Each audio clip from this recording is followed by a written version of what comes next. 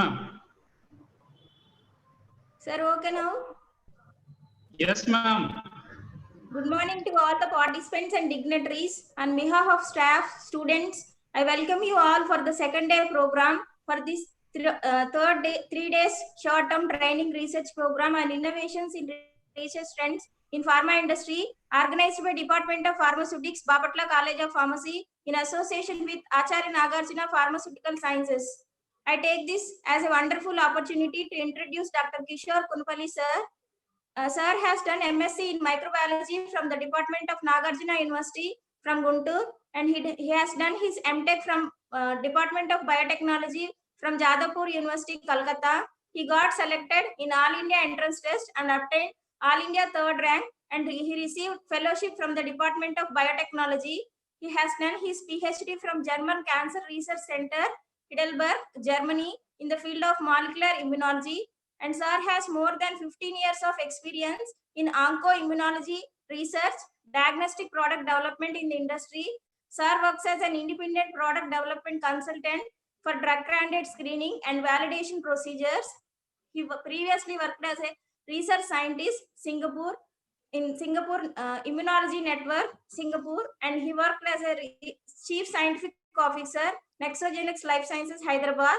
He was a responsible person in developing many diagnostic kits like ELISA test, rapid testing kits, and clinical chemistry kits, and hematology reagents. He has technical expertise in development of monoclonal antibodies development and production, vaccine development, cancer drug screening, and validation.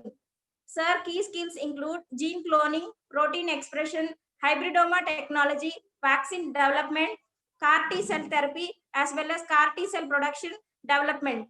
Now, Kishore sir is working as independent consultant for establishment of CAR T cell product development, cellular therapeutics. It is wonderful, and we are fortunate to have such talented person with us.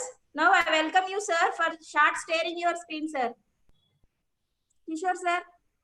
Yeah, thank you very much, Rajalakshmi madam, and it's a great pleasure for me to participate in this 3-day program conducted by Bapatla College of Pharmacy.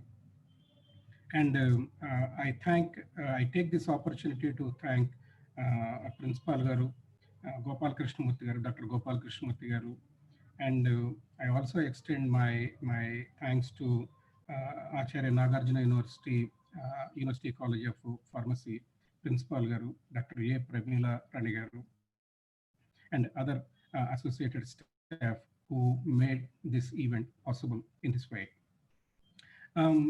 Today's topic, let me share the screen first, 1 second.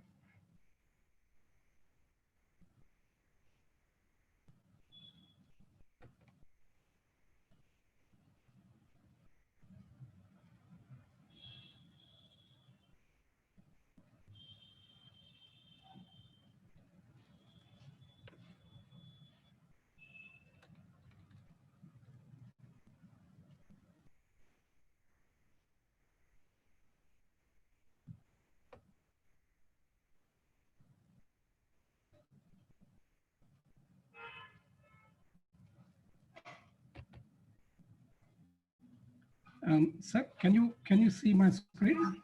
Yes, sir. Yes, sir. Okay. Hope it is now full screen. Can I go, sir? Go ahead, sir. Okay, thank you so much. Yeah, today the title of my talk is CAR T cell therapy. Take a cell, not a pill. You know very well that, you know, in pharmacology, since ages, we take a lot of medicines made with various chemistries. But since last, let us say, 30 years onwards, the biological molecules come into the picture. Now there are biologics, a separate field of branch of pharmacy came up, and US FDA and EMA, other statutory authorities also made a separate line of applications for the identification and approval of new biologics molecules. But very recently, in 2017, in the month of August, US FDA approved the first cell therapeutic treatment procedure for the cancer. So with this procedure, the world actually, got a kind of an opportunity to treat the cancer with just one single injection. So I'll also try to explain, there is another cell therapy procedure called dendritic cell-based vaccines. So this is the title of my talk, and I will try to explain a brief about the immunology basics, and then we move to the treatment procedures. Yeah, I'm very happy to share the boss of my institute, Professor Harald Zirausson. He got Nobel Prize in 2008 for the identification of human papillomavirus, which is a causative agent for cervical cancer, which is the second largest killer in women after breast cancer. And he associated with Bristol Myers Squibb, and he also developed a vaccine for that cancer. So I take this opportunity to educate how to take this vaccine, when to take this vaccine, and who is supposed to take this vaccine. After puberty age for females, till 25 years, but not more than 28 years, they are allowed to take this vaccine, and they can be protected from the cervical cancer for their entire lifetime. Okay, so please make sure that your daughters or those who know about those you are aware of any requirements for this vaccine, please ask them to consult the doctor to take the vaccine to save the females from the cervical cancer. And this is the photograph after immediately I got the PhD defense. Next to me is my boss, Professor Günther Hammerling, who worked on mechanisms of antigen presentation, and he is one of the co-discoverer of the MHC class II molecule. Okay, very briefly about the market size. What we are actually talking about is the immunotherapy market is very huge, and it may reach around 300 billions by year 2025. And the cumulative annual growth of the market is around 14%. And there is a huge demand for the immunotherapy hospitals all over the world. Don't get shocked by seeing this slide. And this is a summary of the monoclonal antibody development and the present stage of the market. In 1975, the first monoclonal antibody was generated in the labs of Cesar Milstein and George Kochler. And they published a paper in Nature. And in 75, they developed the first monoclonal antibody. And if you look at the present scenario, present state of the monoclonal antibody market in 2019, it is almost close to $150 billion US dollars.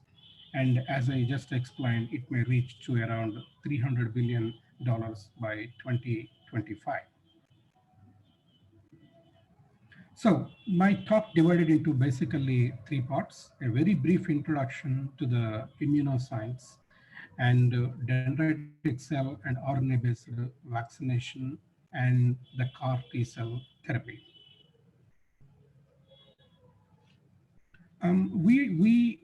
We all aware that we might have heard that kidney matching or liver matching, There are several different blood groups we have, and we always hear about like HLA tissue typing. So if the HLA tissue typing match, meaning that the MHC genes are matched. So HLAs are nothing but human leukocyte antigens. So in the HLA system, MHC plays a major role. In a 10-point scale of the system, HLA system, the minimum requirement for an organ transplantation, minimum 6 to 8 points should be matched. There are cases that match 10 out of 10 as well.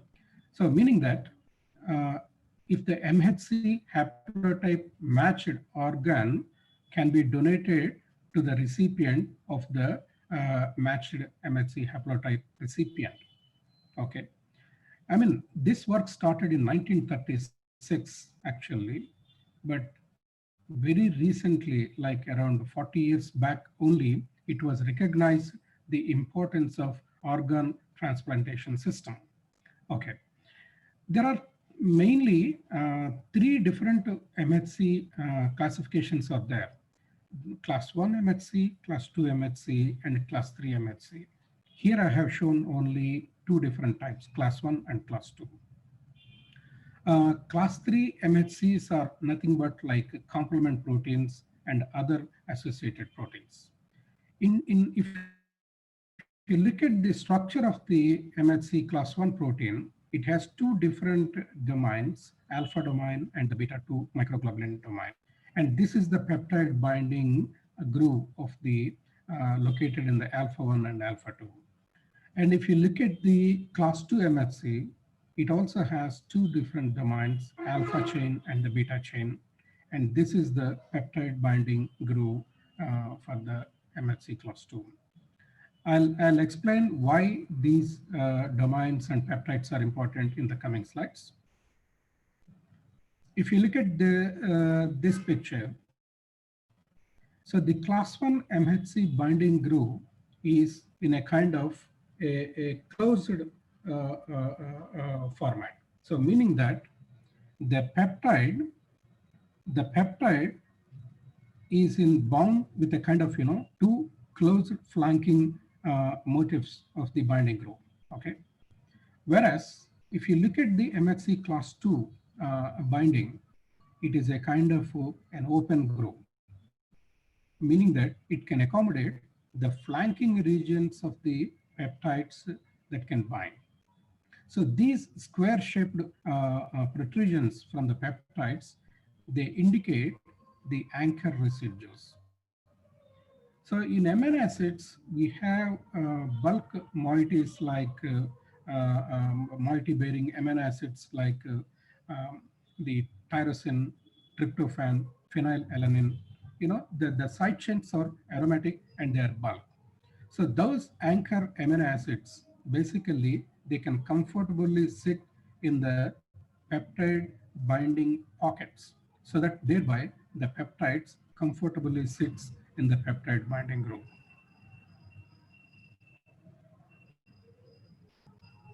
Okay, who expresses, which cell types expresses what types of MHCs? If you just look at this table, MHC Class 1 expressed by all nucleated cells of the body. We have a nucleated cell in the body by name RBC, erythrocytes. So in the erythrocytes, you don't have the expression of either MHC Class 1 or MHC Class 2 molecules. So why we need to know the distribution of MHC molecules in our various cell types? So remember one point. If a cell expresses MHC Class 1 molecule, MHC Class 2 molecule, meaning that the cell is under the surveillance of our immune system. If the cell not expressing MHC Class 1 molecule mainly, or Class 2 molecule to a certain extent in some cell types, meaning that the cell is not covered under the immune surveillance system. Okay, now I'll give you an example. RBCs. Assume that if I'm a pathogen, I would comfortably stay inside the red blood cell because no one can see me. I can escape from the immune surveillance. So malarial parasite stay comfortably in the erythrocytes. So no one can touch that one. The second cell type that is a haven for the pathogens is neuronal cells. Neuronal cells express very little amount of MHC class 1. The class 2 is almost absent. Okay, so meaning that several viruses try to exploit to stay in the nervous system because of this reason. The nerve cells, they comes under very less immunological surveillance. You know very well about the blood-brain barrier. So there is a specific molecular cutoff to transfer the molecules from the bloodstream to the brain tissue. Likewise, you have very little expression of MHC molecules in the neuronal system, and thereby pathogens want to stay inside the nervous system. So if you look at the expression of MHC class 2 molecules, they are predominantly expressed in the B cells, dendritic cells, macrophages.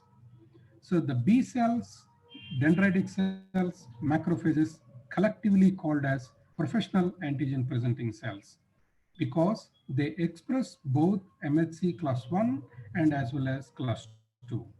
Whereas normal nucleated cells, they express only MHC class 1 molecules.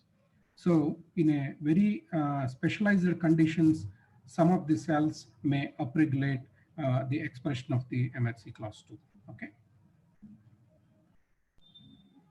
So we'll just try to look at how an antigen can be processed, how a pathogen can be processed. So there are two different mechanisms like exogenous antigen presentation and endogenous antigen presentation.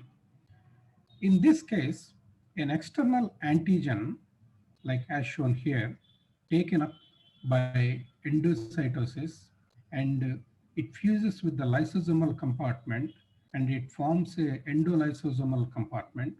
And you can see the processing of the taken in antigen into small peptides. So these peptides bind to MHC class 2 molecule, and the peptide bound MHC class 2 molecule comes to the cell surface for the presentation. So we have two different T cells, CD4 positive T cells and CD8 positive T cells. CD4 positive T cells normally called as helper cells, and CD8 positive T cells normally called as cytotoxic T cells. So the class 2 MHC presented peptide mainly recognized by the helper cell, which is CD4 positive. And if you look at the second photograph, this is the virus molecule. The virus molecule takes entry into the cell by receptor mediated endocytosis or by fusion of the membranes.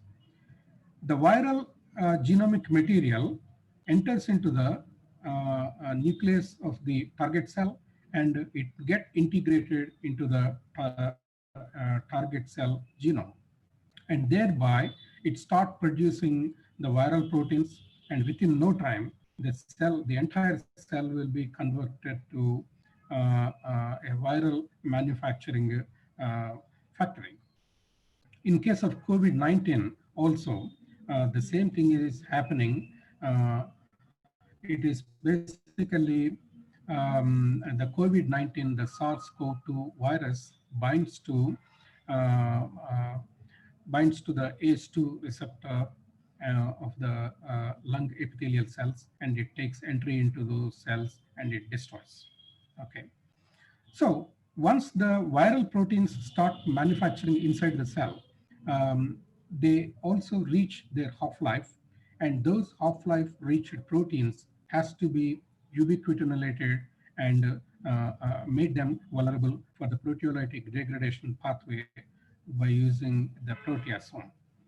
So once the viral peptides come and in contact with the MHC class 1 molecule, they'll bind with the peptide binding groove of MHC class 1, and thereby the viral peptide now presented onto the cell surface. Okay.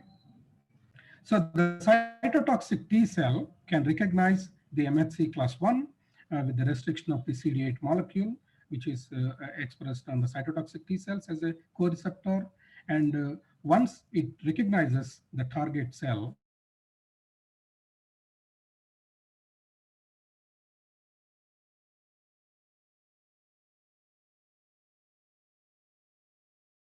hear me? I got a message that there is an interruption with the internet. Satish sir, can you hear me? Yes, sir. We are able to hear you. Okay, no interruption. Okay, fine. No interruption, sir. Please go ahead. Yeah, thank you, sir.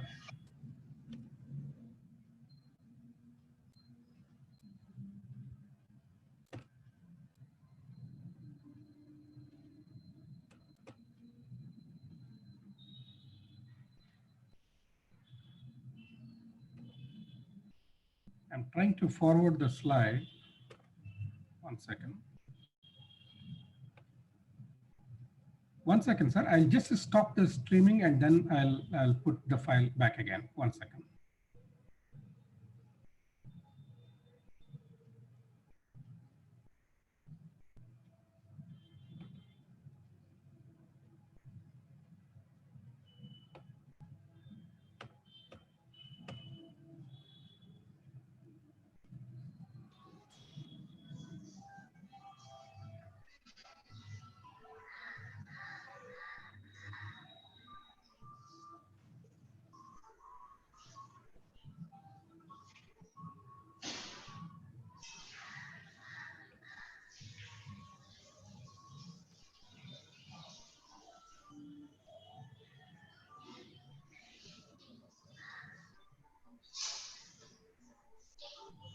Yeah. So you just try to see this video. In this video, a fibroblast cell taking the small microbeads. You know, here, these are all microbeads. And this is the nucleus of my mouse fibroblast. Sir, can you hear my voice properly? I'm getting echo. Yeah, little bit, sir, little bit. I'm actually getting echo. I'm hearing my own voice.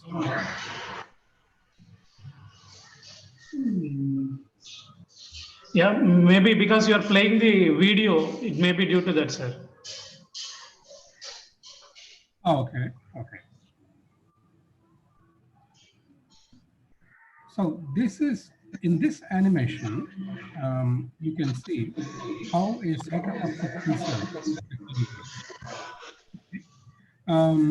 Yeah.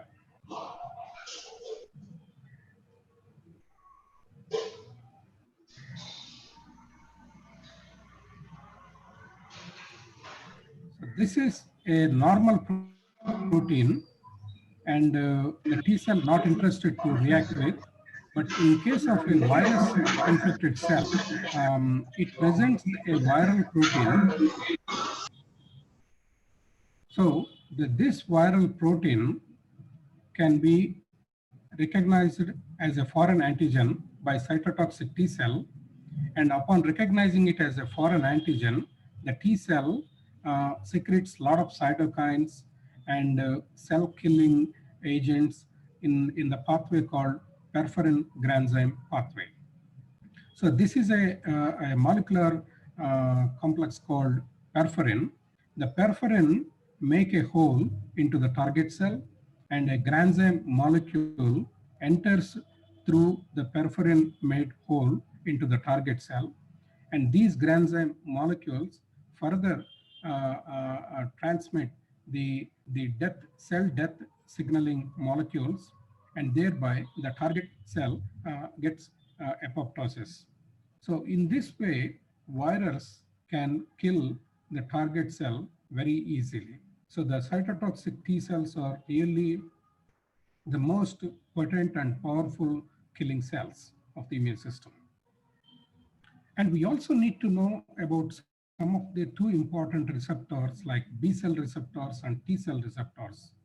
B cell receptors mainly expressed on B cells and the T cell receptors expressed on the T cells. So this is nothing but the B cell receptor we also call antibody. When it is in bound with the membrane, you may have like membrane bound IgG or IgM or other subtypes of the antibodies. But there is a kind of associated molecule Ig alpha beta, which is responsible to transmit the signals and further activation of the cells that leads to the BCR upon antigenic binding. So the same case here in the T cell receptor complex as well, you have accessory molecules called CD3, and these CD3 molecules and the cytoplasmic tails of the T cell receptor transmit the signals that are really essential for the clonal expansion or other effector functions for these important immunocompetent cells. So in humoral immunity, meaning that the antibody mediated immunity, the moment the bacteria or virus enters into our bloodstream or our tissues, the first line of defense will be done by the B cells. So this kind of the antibody mediated immune responses are called as humoral immune responses. So upon encountering the antigen, immediately you can see the IgM generation.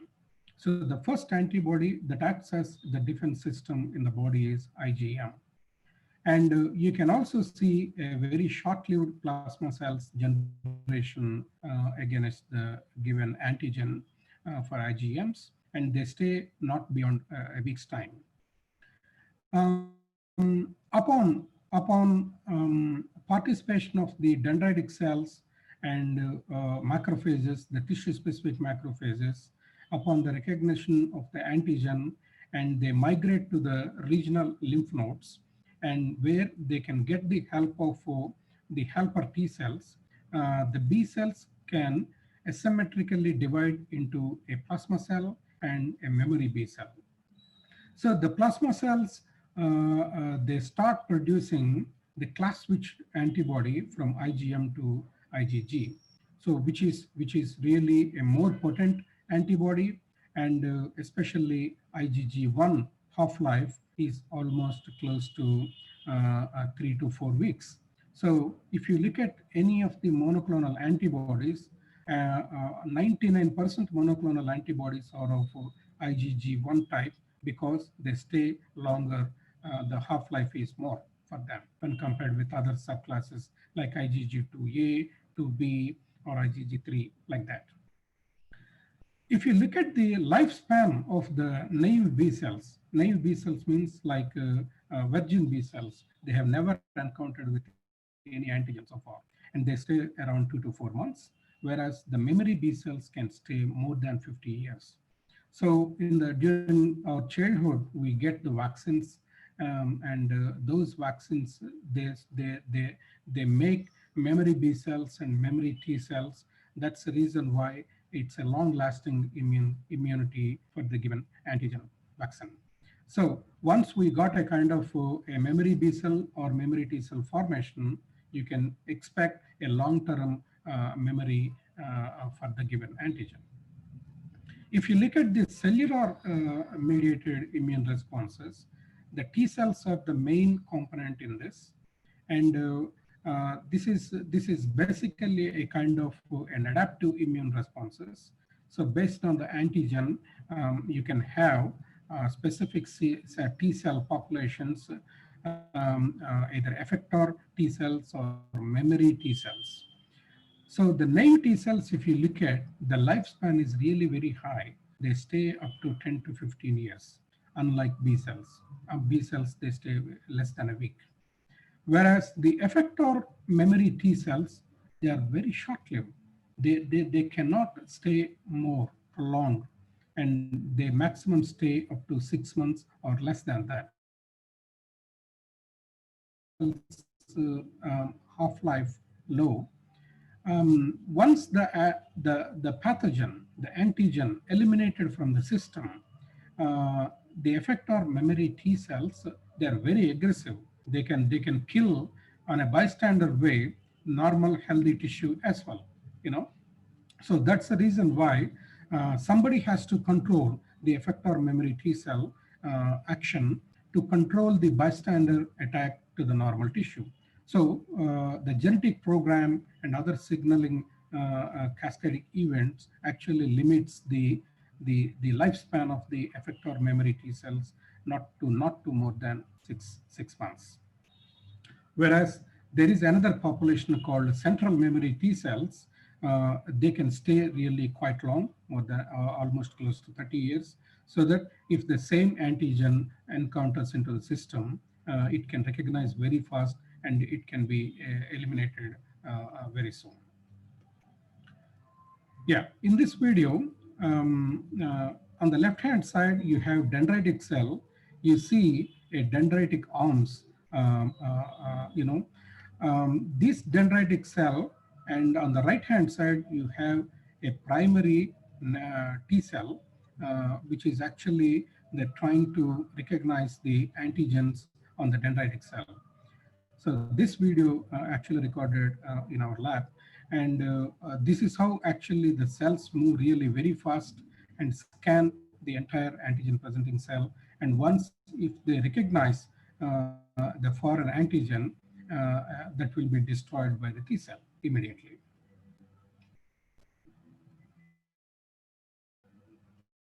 Now, before explaining this slide, so far we talked about several professional antigen presenting cells, B cells, T cells, and different subset of the T cells and other things.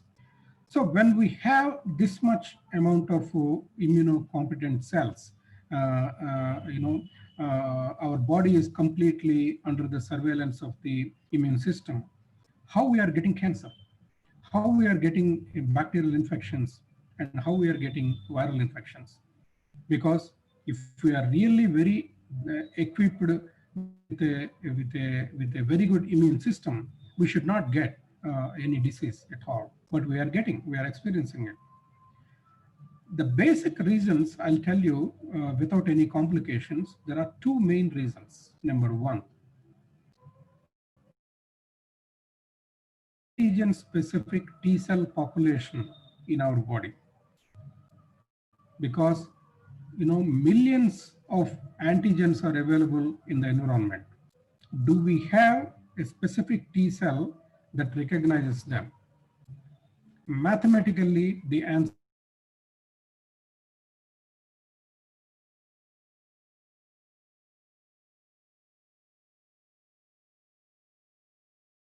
in some individuals, there may be lacking. So the bone marrow is the origin site of the immune system. For some reasons, if the development of the bone marrow or the cells in the bone marrow not really forming the immunocompetent cells properly, those individuals may not have all antigen specific T cells or B cells. In those patients, it is tough. So they are like relatively immunocompromised patients. But a healthy individual can have all the detection limits that are possible, and thereby they are really very resistant to the general infections. The same case is happening in case of COVID-19 system as well. The second system, what we already explained, is that MHC expression levels. The moment a normal cell converted to a cancerous cell, I'm not talking about the molecular mechanisms for that. The first parameter is downregulation of MHC class 1 molecule. So meaning that you are keeping the cancer cell away from the surveillance of the immune system so that it can comfortably stay and it can propagate. So the downregulation of MHC system is one of the best escaping mechanism from the immune system. And the second one is that T cells cannot really infiltrate into the tumor. So the tumor infiltration capacity of the T cells is very, very limited. Down the slides about immune checkpoints. Okay, before going to the immune checkpoints, I'll come back to this slide. If you look at this slide, a unmodified antibody, because that's the normal way of defense mechanism, right? We may need around 1 lakh antibodies to kill a cancer cell. But if you look at a drug conjugated antibody, maybe you need just 10 folds less. And if you look at the chimeric antigen receptors, it is in the range of around 10 to 50 numbers. But a T cell receptor, a single T cell receptor recognition of the peptides on MHC is enough to kill the cancer cell. So one particular ternary complex formation, MHC bound peptide and the T cell receptor complex is enough to kill the cancer cell. So the T cell mediated immunity is really, really very potent. Okay, you guys are very familiar with the batch manufacturing system, and in batch manufacturing system, in one batch that you manufacture a drug that can be catered to many patients, you know. But the cell therapy is quite opposite. So in one batch, you can get the raw materials from one particular patient, and you can able to cater only that particular patient. So in this batch, you can cater the needs of only one. So this is the major limitation of the cell therapy. So meaning that you need large number of machinery, large number of technical expertise people are required to attend the needs of individualized personal immunotherapy laboratories.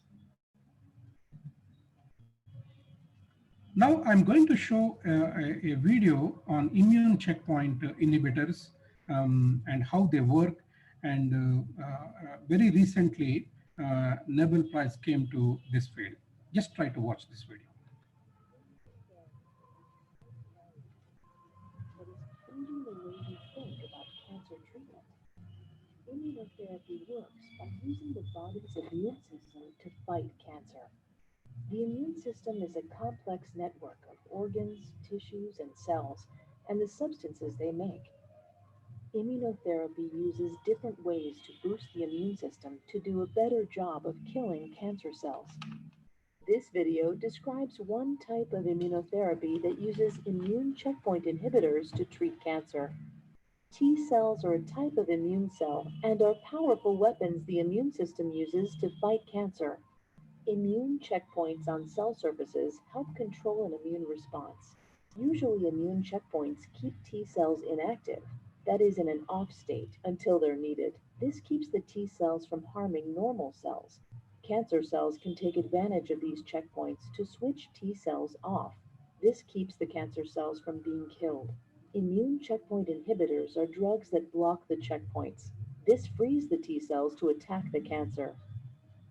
Immune checkpoint inhibitors are an effective way to treat some types of cancer, but they don't work for every patient and can cause serious side effects. To learn more about immunotherapy, visit cancer.gov/immunotherapy or call. Yeah. In this video, they explain very nicely how actually cancer cell mimics as if it is a normal cell by blocking the immune checkpoints. In the end of the video, they also explain in some of the patients it doesn't work, and you may see a severe side effects. The reason for that is, if you look at the progression of the cancer from stage 1, 2, 3, 4, you can find a lot of disproportionate ratios of the cells, immunocompetent cells. Whereas if you look at, say, for example, the T cells, the CD4 positive T cells and the CD8 positive T cells. The CD4 positive T cells responsible for exogenous antigens defense, and CD8 positive cytotoxic T cells responsible for the cell internal antigens like viruses. So normally the ratio of CD8 to CD4 T cells is 1:2. We need more number of CD4 positive T cells to fight against the antigens that are coming from the environment.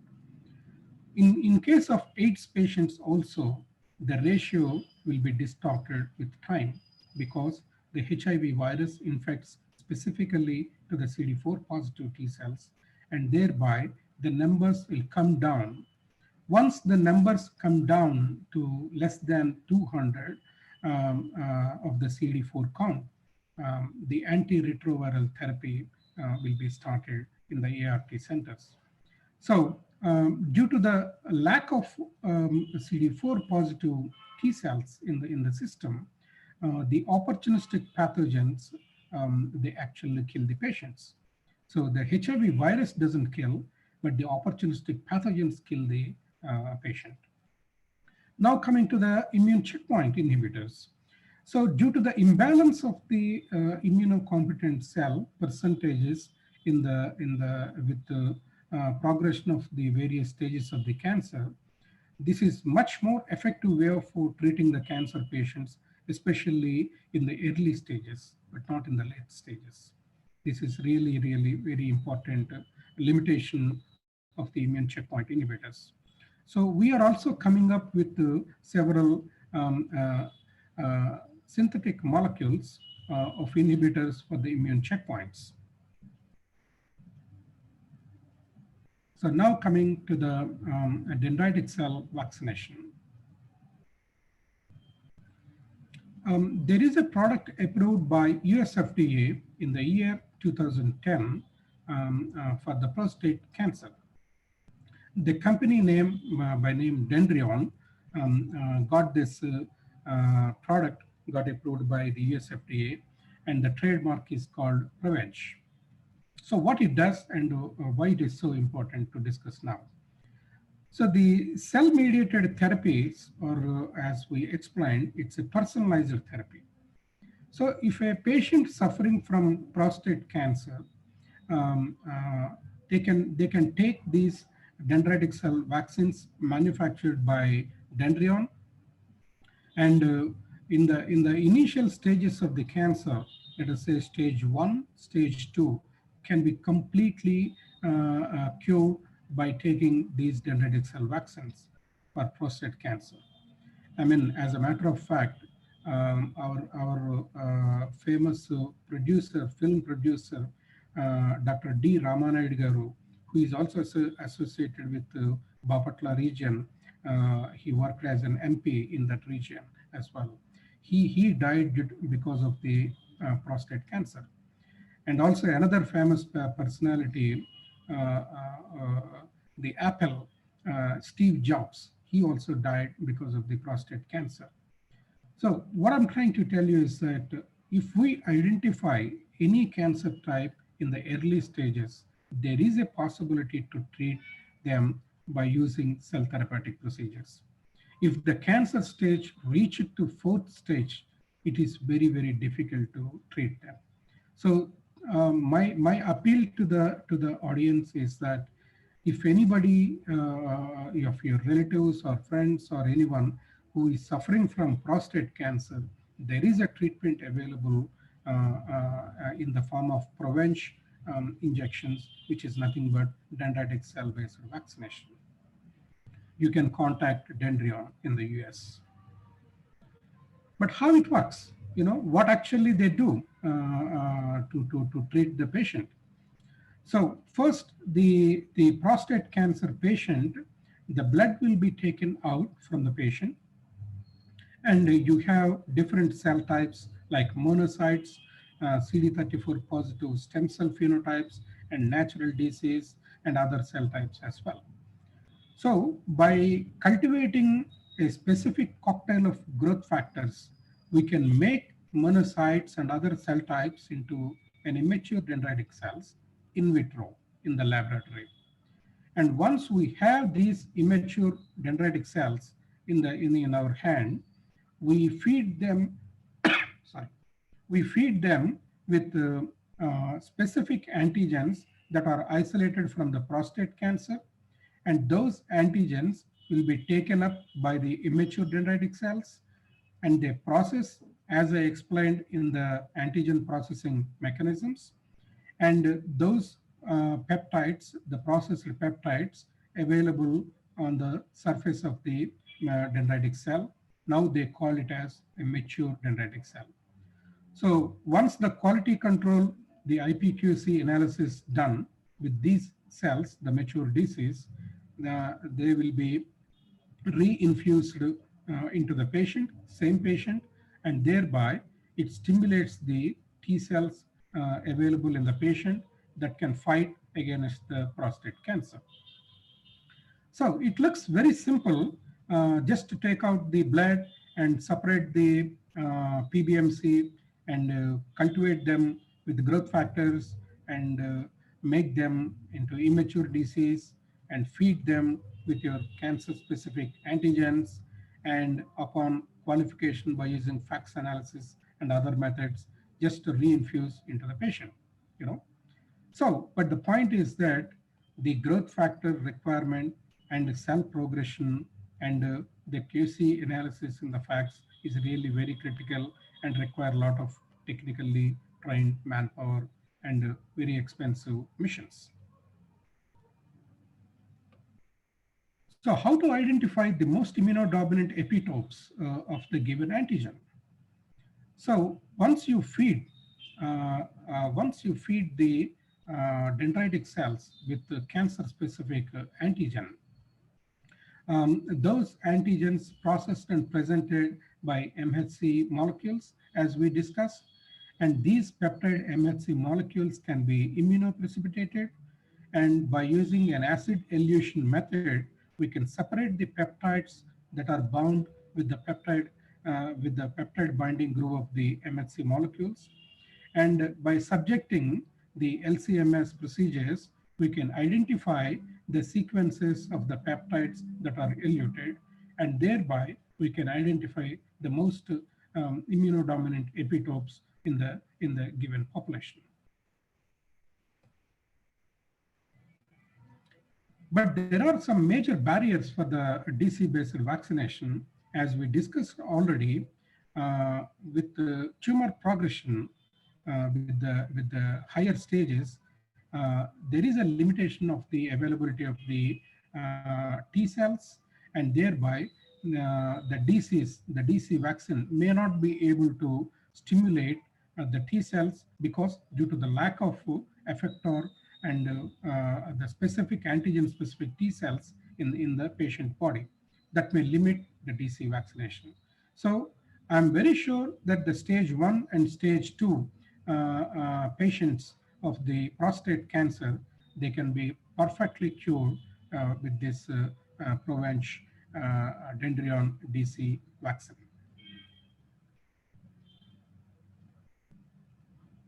Now, we are hearing a lot of COVID-19 specific treatments, right? There is a company in US called Moderna. Moderna is actually entering into the phase 3 clinical trials for the COVID-19 virus vaccine. So this procedure explains how actually Moderna coming up with the vaccine. So what they do is that they take out the blood from the patient, which may take around 2 hours of the hospital time, and they isolate the monocytes from the blood, patient blood, and then they cultivate these monocytes in vitro for about 6 days, and then we get the immature disease in the laboratory. And once we got the immature disease, Moderna introduces the RNA molecule which expresses the specific antigen of the COVID, and thereby the dendritic cells start manufacturing the COVID-19 specific either spike genes or nucleated genes or envelope gene, whatever genes that they introduce. And those genes start expressing the proteins, and those proteins will be cleaved into the small peptides, and those COVID-19 specific peptides appear on the cell surface of the dendritic cell, and these dendritic cells that are displaying the COVID-19 specific antigen on their cell surface, again they put back into the patient. This is the basic principle of RNA vaccination procedures. So in this case, the vehicle used for putting RNA molecule is dendritic cell. Now you can call it as a dendritic cell-based vaccine as well. So around almost close to 3,000 clinical trials are going on in the field of RNA vaccines. So down the line, within coming few years, we will have a lot of RNA-based vaccines. You know, the synthesis of a protein as a vaccine, it requires a lot of costly machinery and costly procedures. But whereas the RNA molecule can be synthesized by using a nucleic acid synthesizer and a GMP, the facilities are also really very, very easy to manufacture the nucleic acids. We can manufacture DNA or RNA by using machines under the GMP conditions in a very cost-effective manner, and thereby we can produce these vaccines in less time and in a cost-effective manner. Yeah, there are some companies got approval in India also for the treatment of cell therapy, especially dendritic cell-based therapy. And the CDSCO approved the APAC Biotech, which is located in Delhi. If anyone interested to get the treatments, they may contact this APAC Biotech. The treatment procedures that are available for Indian patients. There is another hospital called, the DenBox, which is also located in Delhi. They have branches in several things. But these procedures are not yet approved by CDSO, but still patients are undergoing the treatments in these hospitals. And there are several other hospitals located in Mumbai, in Delhi. You know, these are all the list of hospitals who can approach the patients to get treated for various other cell therapeutic procedures. Unfortunately, in Telugu states, we don't have single laboratory treating or approved by CDSCO for the cell therapeutic treatment procedures. I'm very happy to share that in association with Pulse Pharma, we are trying to establish a GMP approved, CDSCO approved cell therapeutic facility in Hyderabad, but it will take around 2 years from now. We just started working in that direction. So now coming to the title of the topic. Sorry, it got very late to reach to the title of the talk, that is CAR T cell therapy. So now, by now, our audience aware that, you know, how many cell therapeutic procedures are there and what are all the requirements for that. As I explained, in 2017 August, US FDA approved in that year 2 different products. One is Chimera and another one is Escarta. Chimera is a product of Novartis and Escarta is a product of Kite Pharma. Actually, the original technology was developed in the University of Pennsylvania. Dr. Carl June is the one who developed this technology to make it commercial, I would say. Carl June was here in February this year to receive a Genome Valley Excellence Award from the government of Telangana. Along with Carl June, the Novartis CEO, Vas Narasimhan, was also here to receive the Genome Valley Excellence Award to bringing the chimera-based treatment for the leukemia to the world. So Novartis actually constructed a GMP facility in US, and in Basel, Switzerland, they are coming up with another GMP facility to treat the leukemia patients.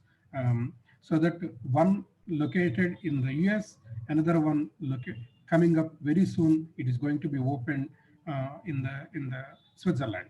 Okay, in India, actually. A subsidiary, 100% subsidiary company of Biocon by name Immunil started working with Narayana Hrudayalaya in Bangalore, sorry, Narayana Hrudayalaya, Bangalore, to treat the patients of the Indian and other subcontinent patients.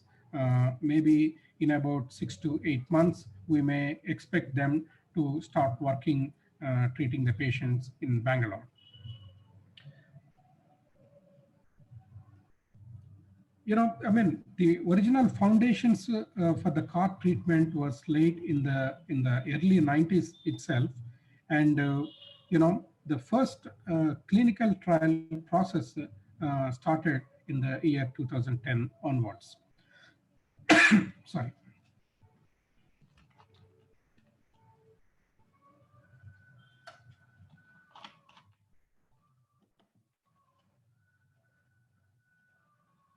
If you look at this cartoon,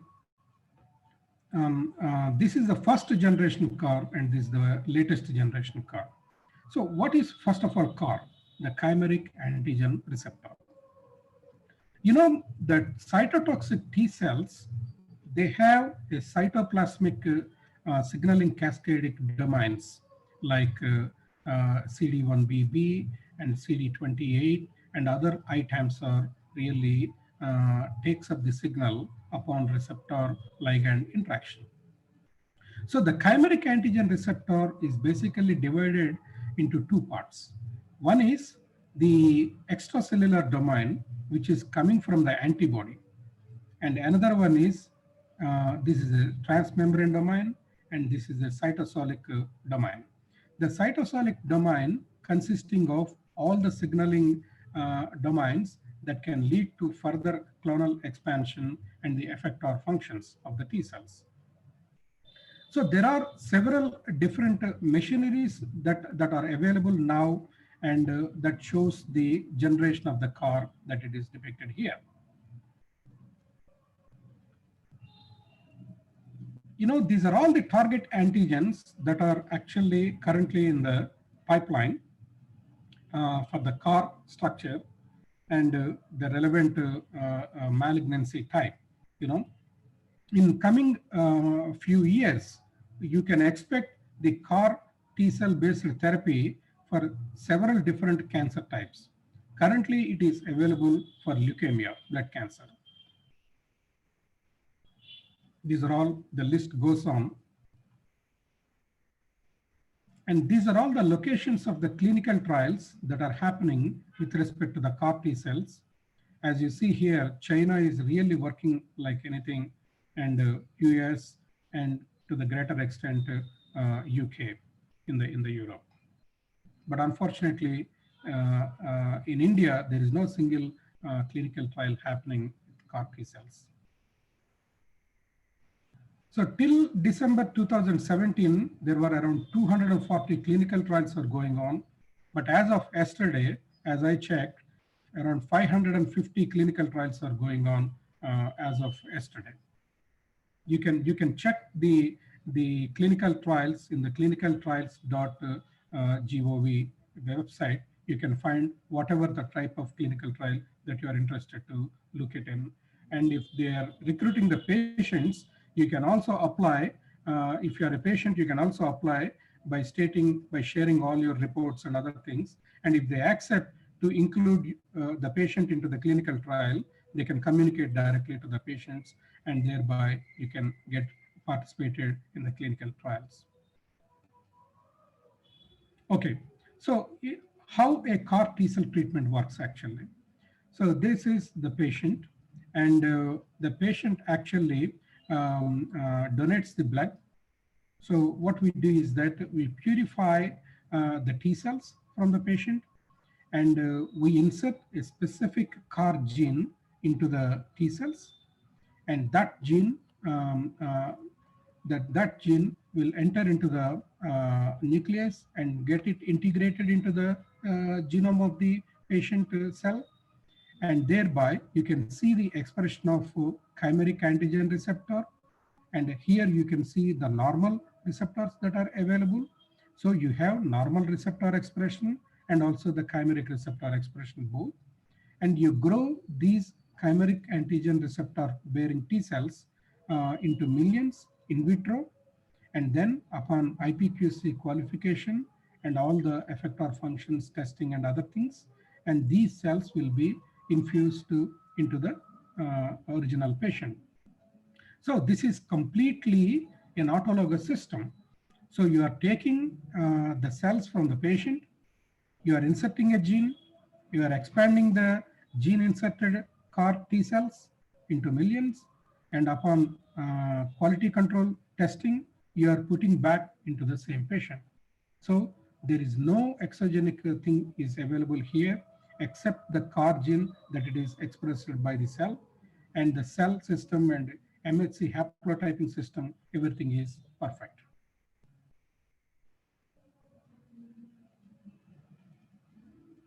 So as I explained, the outer cell surface domain of the CAR is coming actually from the variable portion of the antibody. Okay, this is single chain fragment variable, the antigen binding region, and there is a transmembrane domain and a signal transduction domain. So upon binding the specific cancer-specific antigen here, that receptor ligand interaction induces the conformational change into the signal transduction region that leads to the CAR T cell activation, and thereby, as I have shown in one of the videos in my earlier slide, the perforin granzyme pathway gets activated, and through that pathway, it can kill the effector, the target cell.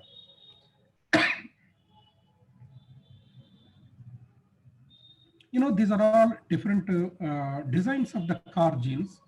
So in the extreme left-hand side, you can have only one particular antigen binding site, and here you have two different antigen binding sites from two different CARs, and there is a control molecule when to express the CAR or when to switch off the CAR, and a tandem CAR, two different antigenic binding specific domains of the CARs in one receptor itself.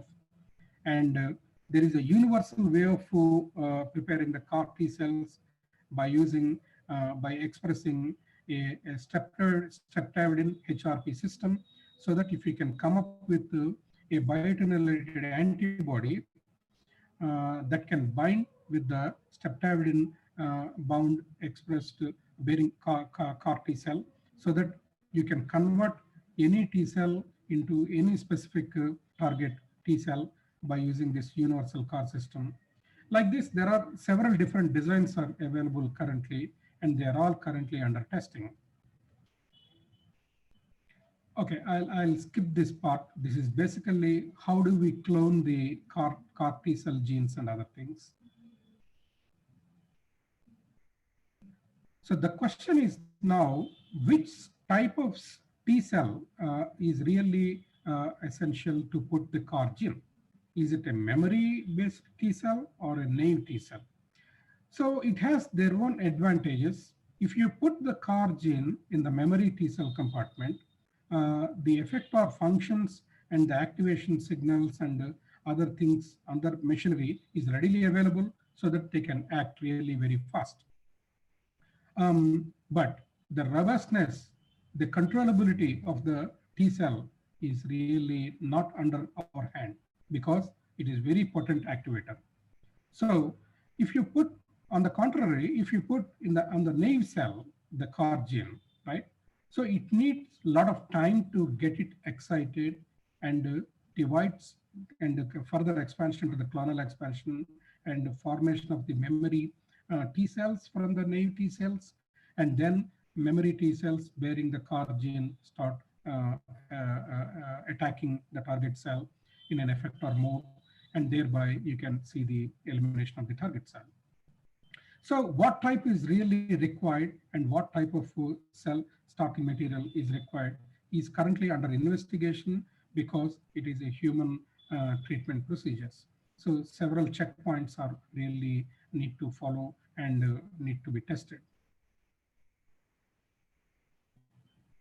And as a matter of fact, during the clinical trials in 2010-11, at that time, almost close to 9% of the patients did not able to get the CAR T cell product with the chimera because they already reached the 4th stage of the cancer. And as I explained, the cell type availability and the ratios of the T cells in comparison with the other immunocompetent cells, they completely distorted in those patients. They could not able to really purify sufficient number of T cells from those patients, and that limits the kind of the preparation of the final product. So meaning that it's not so easy to really get the separation of the T cells and more number of T cells and get them activated in vitro, to be used as a treatment procedure. So currently, the drugs that are really essential now is, even in case of COVID-19 treatment procedures, the point is that how can we really increase specifically T cell production from the bone marrow? We don't have any drugs so far. So currently the drug manufacturing companies, they're really focusing on those kind of drugs. That is one thing. Second thing is that so far we discussed about the autologous way of treating the patients. So what would be the situation if we have taken a heterologous, a healthy human individual T cells, taken the CAR gene inside, and can we use those allogenic T cells for the treatment procedures? So this is also currently under investigation. Several work needs to be done in this line because you will have the rejection procedures as well when we introduce a foreign material or other cells into the body. Yeah, there is a beautiful kid by name Emily Whitehead, the one who actually received the first clinical trial doses of chimera from University of Pennsylvania. And now she celebrated her 15th birthday just a month back on 10th May of this year. Now she is cancer-free for 8 years. I would like to show her journey, how it actually started.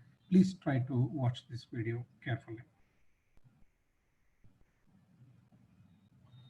She relapsed in October 2011, and at that point, we knew it wasn't kind of a standard garden variety leukemia.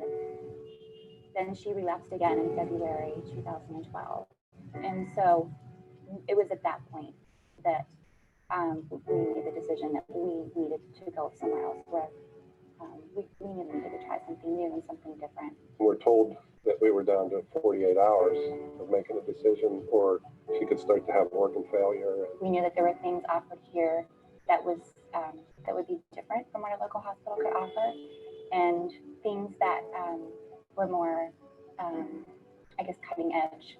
Newer things that were being tried that weren't being tried anywhere else. So we're really down to the CART-19 is what's left for Emily to cure her.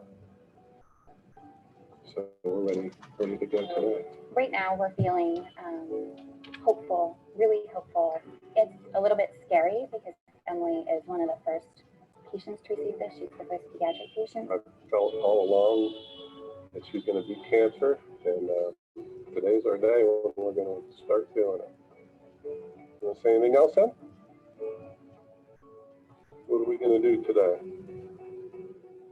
What are we going to do today? We're going to get your T cells. What are they going to do?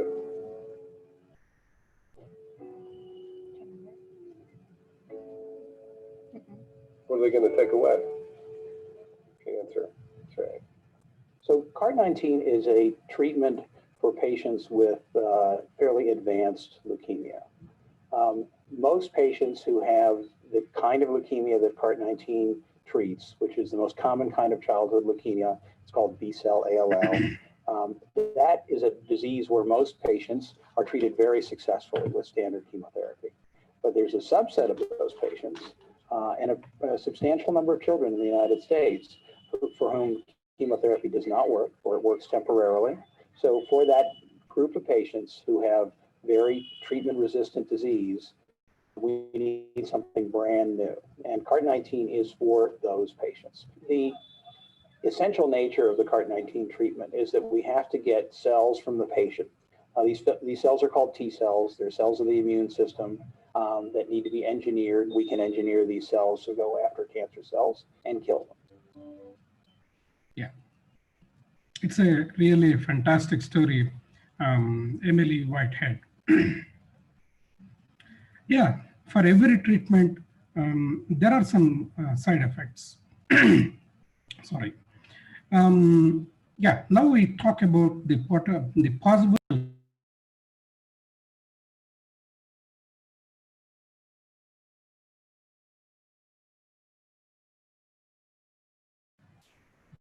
Sir, can you hear me? Can you hear my voice? Sir, can you hear my voice? Yes, sir. Yes, sir. Yeah, okay, thank you. The potential side effects of this treatment, I'll explain one by one. If you look at this particular, the insertional oncogenesis, meaning that we are inserting a specific chimeric antigenic gene sequence into the T cells. But in which location the gene is going to be introduced? So meaning that if the gene is getting integrated into the landscape of in between the two genes, there is no issue, because it can comfortably stay there and it can start expressing the gene product. But assume that this particular gene is inserted within another gene by disrupting it. So meaning that you are disrupting another gene to insert your CAR gene. So then it is very difficult situation. So for example, the P53 and several other genes that are really controlling and maintaining the healthy state of the cells, if you are disrupting those genes, potentially you may cause a cancer. So instead of curing a cancer, you may implant a cancer. So the insertional site location should be controlled. So far, in the present treatment procedure, it is not controlled. But within no time, there is a way to introduce genes into the very specific location using CRISPR-Cas9 technology. So we can choose the location to insert the CAR gene. That is the first limitation. And of course, you will have a lot of neurological toxicities like confusion, delirium, aphasia, and seizures. This is all due to the kind of severe cytokine release syndrome, the CRS. Why CRS and why should it happen? Even in the same name we are hearing nowadays with the COVID-19 patients as well. The problem is that if the tumor burden is more, so meaning that you will destroy more number of cancer cells, and thereby the fragments of the cancer cells taken up by the nearby tissue-specific macrophages and dendritic cells, and thereby those professional antigen-presenting cells start stimulating the entire immune system, especially T cells. So you will have a lot of pro-inflammatory cytokines released into the system, because the cells, the responsible cells, are supposed to call the help of the other immunocompetent cells to the site of action. So that is the kind of inflammatory sign, you know. So if the cancer burden or the viral burden is more, obviously you will have more number of inflammatory cytokines available in the system, and thereby the immune system reaches to a kind of a confusion state due to the very high levels of these inflammatory cytokines into the system, and thereby they get exhausted. They stop functioning. And in a very severe condition of the COVID, you can also see the reduction of the T cell numbers.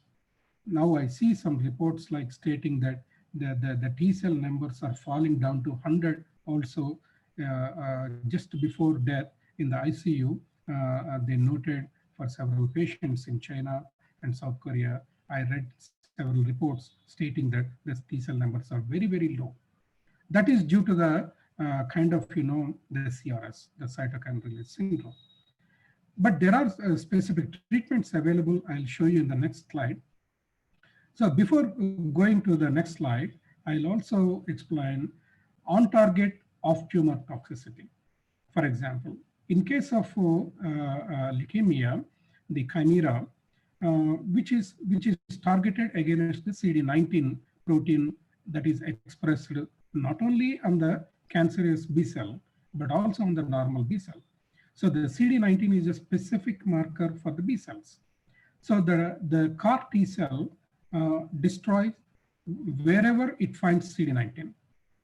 So meaning that you will lose not only malignant B cells, but also normal B cell, which leads to B cell aplasia, meaning that you don't have B cells for a certain amount of time until you have the CAR T cells stays in your body. The CAR T cells stay with you at least for a few generations of its lifespan, and thereby it starts eliminating from the body, okay? Because the CAR gene is not made by your own cells. It is a foreign gene. At one point of time, those cells will be eliminated from the system. May take around 1 year time, so far, whatever, based on the reports. After 1 year or 1.5 years, there will not be any CAR T cell in the patient body. So, but till that point of time, it will remove the B cells from the system. So you need to be really very, very careful with respect to the opportunistic infections, and you need to take a lot of antibiotics and several other things. And since it is a foreign gene, the CAR gene, you know, you will have some kind of allergies also, right? So these are all the basic side effects that may come in this treatment procedure. So to overcome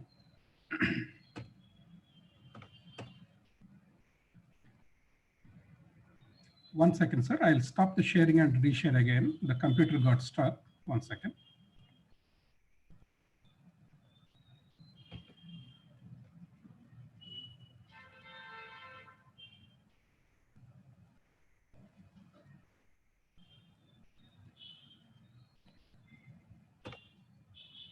Okay. Fine. So how to control the CRS, the cytokine release syndrome? There is a approved US FDA approved monoclonal antibody that binds against the that binds to the IL-6 receptor, and thereby it can control the CRS. So this is an unpronounceable name, tocilizumab, which is nothing but the inhibitory antibody for the IL-6 receptor, which really works very nicely to control the CRS. But you know, these are all very expensive treatment procedures. The maps are really expensive. No, okay, we talked about the treatment procedures and efficacies and how good they are really working. Now I would like to present how to manufacture these GMP grade CAR T cells. There is a company in Germany called Miltini Biotech, which is really a very pioneering company, and it designed a GMP grade product, CAR T-cell product manufacturing machine, which got US FDA approved. I'll show you a small video on this machine and how it works.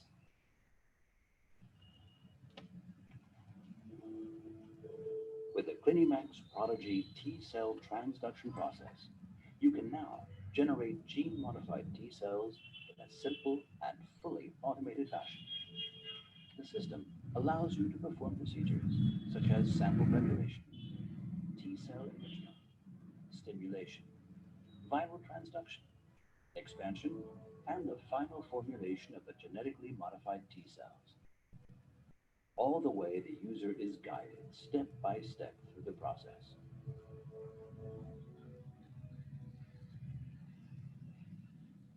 Simply follow the instructions on the screen to connect the tubing set, buffer, and TexMax GMP media. After the system is primed, the starting material and the Clinimax reagents are connected.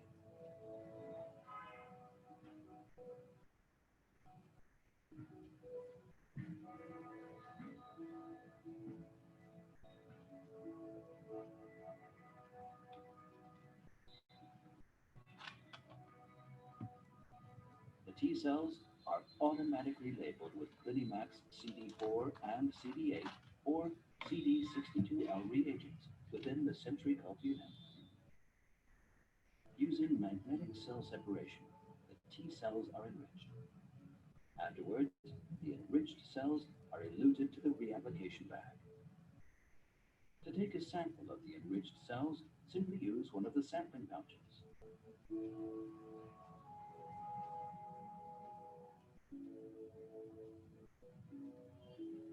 Then, the Max GMP T-cell Transact is connected to the system. Using the touch screen, you can adjust details of the cultivation process according to your needs.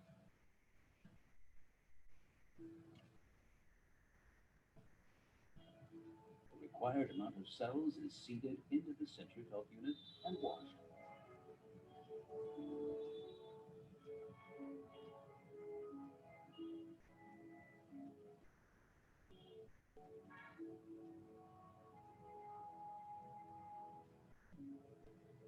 The T-cells are activated using Max GMP T-cell Transact within the centrifugal unit. At this stage, the cells remain in a static culture. On the following day, the lentiviral vector is added to the activated T-cells. The cells are being transduced.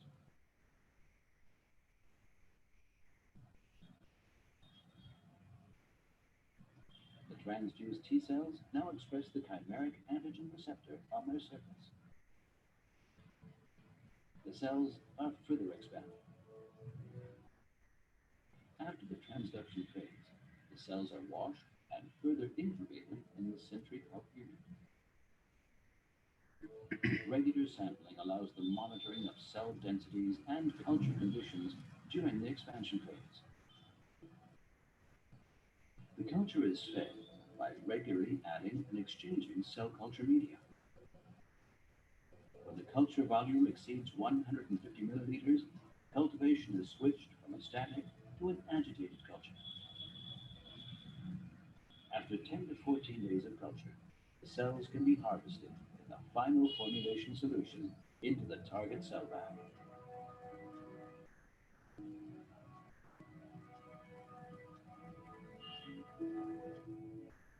Easy to use, the unique Clinimax Prodigy TCT process will surely change the way you work.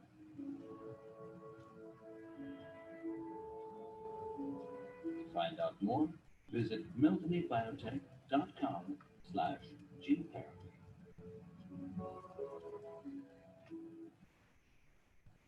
Okay, so it's one of the best beautiful mission, but the cost of the mission is also very high. The cost of the mission is in the range of 2.75 crores. So to treat one patient, this mission blocked for almost 15 days with one particular patient. So meaning that you can imagine how expensive to treat the CAR T-cell therapy for a specific patient. But with more number of production, maybe the rate may come down. So since we are actually running out of time, I would like to wind up maybe in 2 to 3 minutes. And I will try to highlight the most important points. These are all actually different technical procedures, how we can really develop a monoclonal antibody or a SCFE fragment by using a skid human PBL engraftment model. So these are all the various steps, actually, the technical steps involved in the generation process.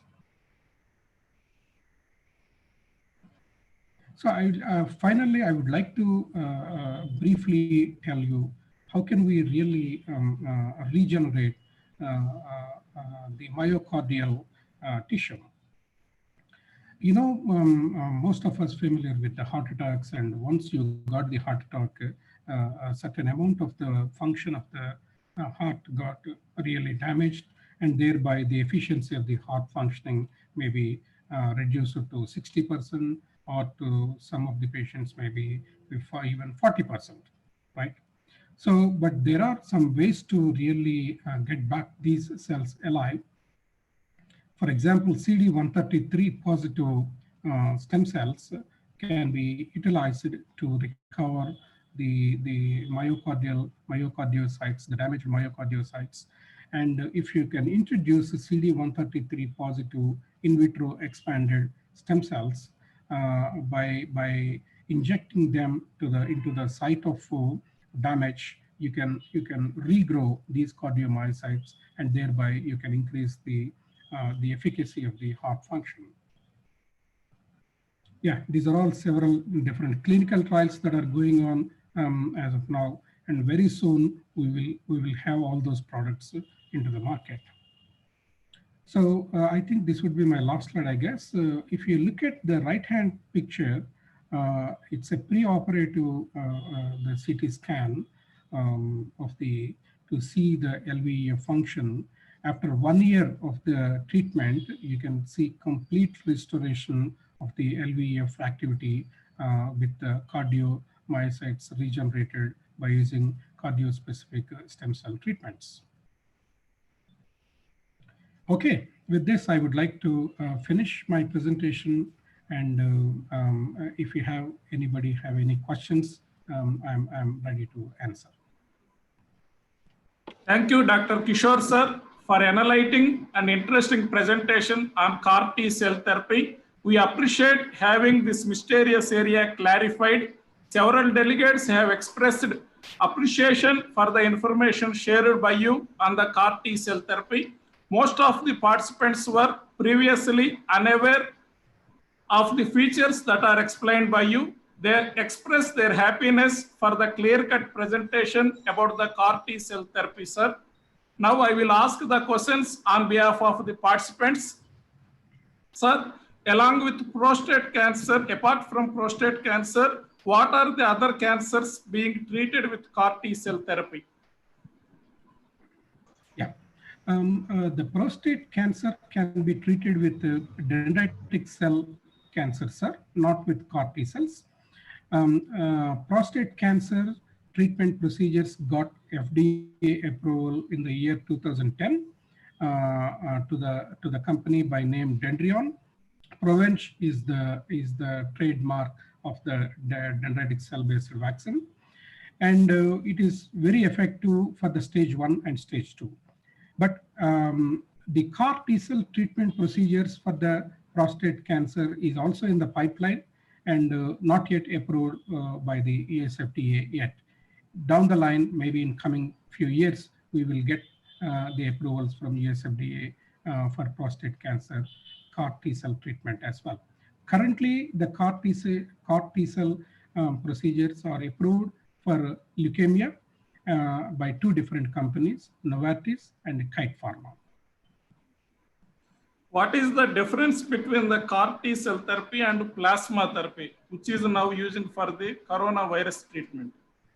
You are asking the talk of the town, because the plasma therapy is very familiar term for most of the audience. I'll tell you about the plasma therapy, sir. Plasma therapy means it is nothing but the patient who got actually infected with the COVID-19 virus, the patient start producing antibodies against the viral antigens. So these viral antigens, they are these antiviral antibodies, they present in the blood of the recovered patient. So what actually hospitals does is that they collect the blood from the recovered patient, and they remove the blood cells from that. And in the plasma, you have antibodies against the virus, and those antibodies containing plasma will be introduced to the suffering patient. So thereby, those antibodies can bind with the viral particles, and thereby they can get neutralized, and there is a chance of recovery, very high recovery with the plasma treatment. So the CAR T cell therapy treatment is completely different when compared with the plasma therapy.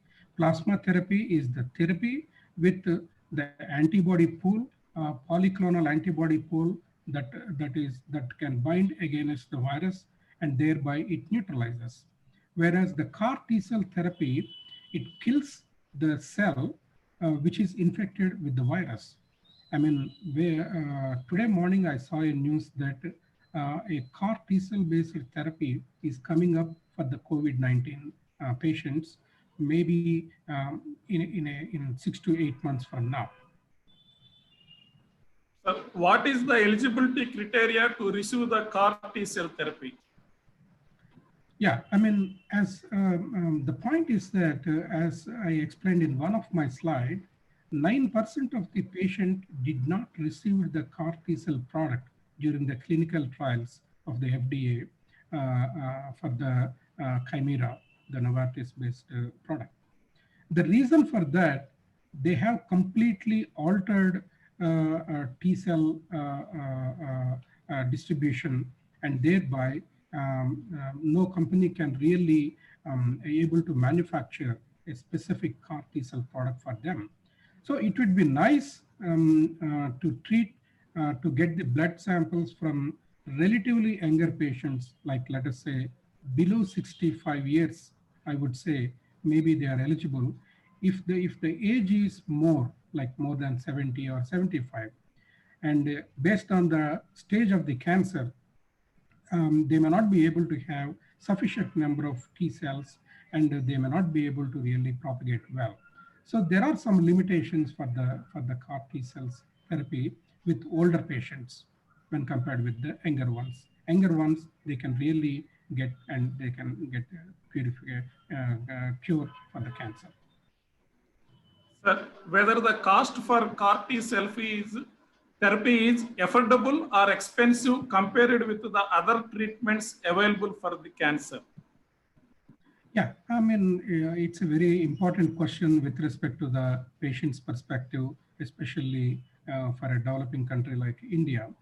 The current treatment procedures in US costing around 4.5 crores for one particular patient. As Dr. Kiran Majumdar-Shah, the chairman and managing director of the Biocon, in association with Dr. Siddharth, they wanted to come up with a relatively cheaper version of the treatment that may cost maybe around 50 lakhs. So we have to wait and see, until it gets realized. Thank you, sir. With your permission, now I request Professor Nagaraju sir, Professor, Institute of Pharmaceutical Technology, Padmavati Mahila Viswavidyalaya, to give his expert advice regarding the applicability of this topic with respect to academic curriculum and academic research. Sir.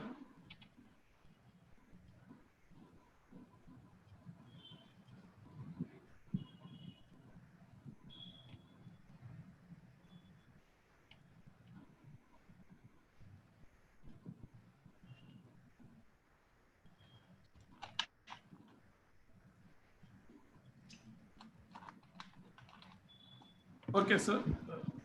Sir, I think Professor Nagaraj Garu is not there. Okay, sir. Sir, one more question. Please, sir. Sai Kishore, sir. Sir.